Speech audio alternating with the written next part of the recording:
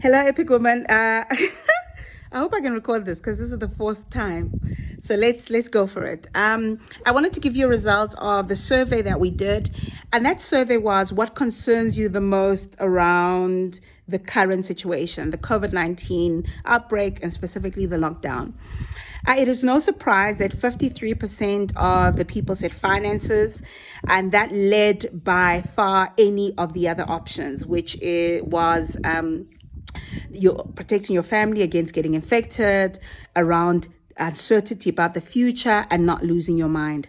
That makes absolute sense. In case you haven't paid attention, even at a national response level, the first phase was around keeping us safe and healthy, and hence the president implemented the lockdown.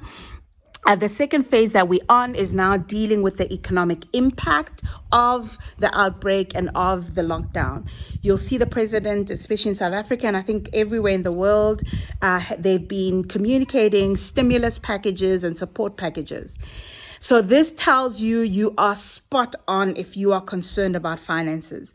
In the same way we're busy making national plans, you need to be making your personal plans. And what I want to do is I want to give you just 4 steps that I strongly recommend that you follow that might help you just navigate this moment. The first step is don't ignore. Finances are weird. This is one area where a lot more people have this bad relationship with their finances, their bank statements, and expenses. They don't know what they're spending.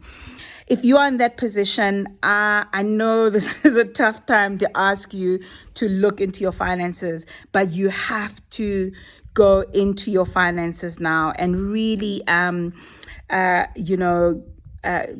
just be brave to face it. Step 2 is really around you're going to have to get a real accurate sense of what your monthly spending is, what your expenses are. I encourage you to start drawing that list if you don't have it. What might help is to go to previous month's back statement, so at least do 2-3 months, and just look at all the payments you've made. That will give you a real idea. Draw the whole list, whether the thing is a luxury or not. Just draw the whole list of expenses. This is going to help you. Then the third step, and step 3 and 4 is really. Step 3 and 4 is really about creating financial runway. Financial runway means, planning your income versus expenses for as far into the future as you can. Of course, the better scenario is 6 months. You can see our president is in South Africa is giving about a 6-month relief. So that should give you a sign that you need margin at least for the next 6 months. But we're going to create the runway for as far as you can. So for you, if it's a month, 2 months, 3 months, that's as far as we're going to go. So step 3 is you have to cut back on the fat. By fat, I mean remove any unnecessary luxury expenses. Let me give you an easy example. So if you have a DSTV package of the full package, whatever, I think it's a 900 or 1,000, I don't know what it is now. For the next couple of months, so as far as your runway is, and we're working on 6 months, or as far as you can go, you want to reduce that to the least package. And remember, as soon as your revenue is and your income is back in play, you can increase that. So you want to look at that list and cut back any luxury. Step 4 is we now need to save and preserve as much money as we can. Now, you have to do step 4 regardless of what category you're in. So you could be in the first category where you're still getting a salary, and I'm so grateful for you. I do have to tell you, a lot of companies now are in the back room and they're busy figuring out how they're going to survive. So earning a salary is not given or guaranteed for the remainder of this year. So put a plan in place that will help you preserve money and save if, for example, you do lose your job, God forbid, or your salary gets cut back. Got it? You also have a category of people that have already been informed that they're getting salary cuts. So that could be about 20-30%. A lot of companies that have announced salary cuts are looking at about a 30%. So in your world, we have to preserve and protect 30% of the money you would spend for your expenses so that you can survive. And the last category is for those that are not getting income at all. Your income is gone. And you're going to have to dip into savings and real aggressive options to try get enough income or revenue to pay for your expenses. So while step 3 is cut back on the fat, so reduce any luxuries, step 4 is you have to cut to the bone. And this one's going to be a tough one. So cutting to the bone means even though it is a legitimate expense, it's not a luxury, you're going to have to try reduce it. The good thing for you and I is that a lot of companies, a lot of banks have come forward and say, we understand where you are, contact us. And they're giving things like payment holidays. So let me give you a practical example because I did it this morning. I called a bank where we've got a home loan for one of our properties, and I called them for a payment holiday because under the crisis, I know we potentially might not get rental income, so I need to cut our expenses back to the bone.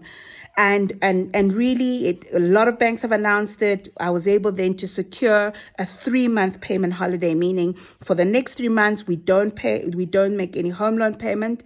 And what's great is that they're adding that onto the term, so we don't have to come up with that money after 3 months. Please note it has consequences. So in the home loan context, it will increase your interest because you're doing this over a longer period. But hey, these are tough times. I also called insurance for where we've got one of our cars covered. The insurance companies don't have a lot of room to play, but what was great, this insurance company gave not a payment holiday, but a payment bonus or payment relief. So they've taken 20%. It's not a lot, but it's something. They've taken 20% of our next payment off. We don't have to pay them back. They're not doing anything. So can you see, when you're now cutting back to the bone, that's where you're going to have to call people you owe. You're going to look at every payment that you're making, and you're going to contact each and every one of them and see what support programs that they have in place, so that you can either reduce that payment as much as possible based on the revenue you'll be getting, right? And make sure that your money can last you as long as you can. What we don't want is that you're able to make April's payment and then nothing in May. Look at the income that you've got and see how far you can stretch that income to make sure that it guarantees payments at least for the next 2, 3, 4, 5 months while the economy tries to recover. Any additional saving from your salary that you have, you want to put it far away so that it's there for you for the coming months. So let me go through that again. Step 1, do not ignore. Face what's going on.